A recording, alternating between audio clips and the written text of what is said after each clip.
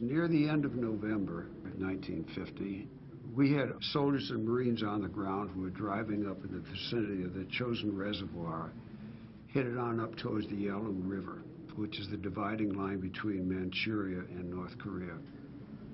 Chinese were pouring across the Yalu River in great numbers and were attacking our troops and surrounding them, and they needed help desperately.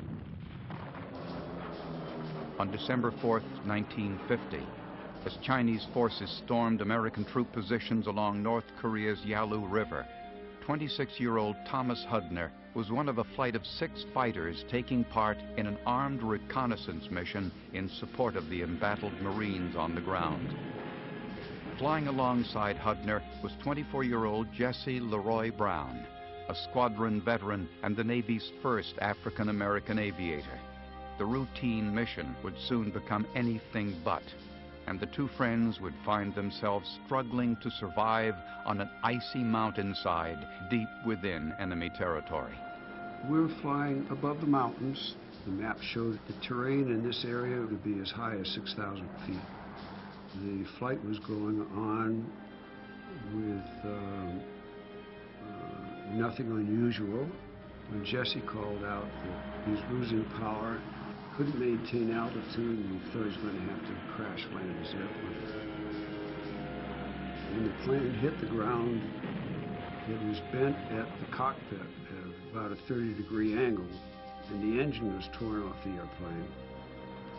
Then we saw that the canopy of the aircraft had opened. Jesse had opened the canopy of the airplane and waved to us to let us know that he had survived, but he didn't get out of the airplane. And then we saw that smoke was coming out from under the cowling of the airplane, indicating there was some sort of fire. Dick Savoli came back on our frequency and said that a helicopter was on the way up, but it might be half an hour before it could get up there.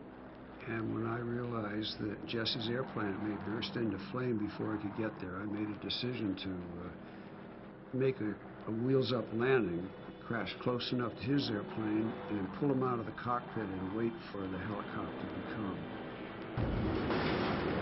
The snow was about 1.5 feet deep, and when I got over to Jesse's airplane, I could see that he was, the reason he hadn't gotten out of the aircraft was because as the fuselage had buckled, it had pinned his knee in the plane. And on the Corsair, there isn't a horizontal surface in the whole airplane. The wings come down from the fuselage and then go up about 6 feet out from the fuselage. So getting up to look into the cockpit was difficult. I had to hold on with one hand just to hold on to the cockpit. I scooped up a handful of snow and threw it up under the cowling, trying to, I knew I wouldn't put the fire out if there was a fire, but at least to dampen anything that was in there. And after about half an hour of this, a helicopter arrived on the scene. The pilot came over to help. His name was Charlie Ward, a Marine First Lieutenant. But Charlie and I worked for about 15 or 20 minutes, seeing that there was absolutely nothing we could do. The fire extinguisher, after a few squirts under the cowling, did no good whatsoever, and the axe just bounced off the fuselage. It did no good at all. So then Charlie called me aside and he said that those helicopters were not equipped for flying at night, and he couldn't stay, he had to go. And he gave me the choice of staying with Jesse or going with him. It would have been suicide to have stayed. Jesse had been wavering in and out of consciousness. I wasn't sure when he was conscious and when he wasn't. The temperature was at least around 0 and went as low as 35 degrees below 0 at night. And I made the decision to go with Charlie. I told Jesse we were going back to get equipment. We couldn't get him out of the airplane as it was. And I don't know if he heard me. I don't know if he was alive at the time. With day plunging rapidly into night, Hudner and Ward reluctantly made their way through the mountains back to the ship. By morning, there was very little hope that Jesse Brown could have survived the night. When I got back out to the ship, the captain called me to the bridge right away, and he had the helicopter ready, the ship's flight surgeon, and he had a number of aircraft. He was going to take that carrier in as close to offshore as he possibly could, send the flight surgeon and the helicopter to the site of the wreckage, cut Jesse's body out of the airplane, and bring him back to the ship. And I told him it was a very humane but only a symbolic gesture because it was much, much too dangerous to do so. So there's a flight of Corsairs went in with napalm with the other aircraft flying escort and support for them. And they found our two airplanes and dropped napalm.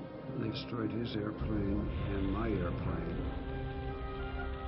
So Jesse died a warrior's death in a funeral pyre. I think that in retrospect, it was almost a natural thing for guys in combat to do for shipmates and comrades.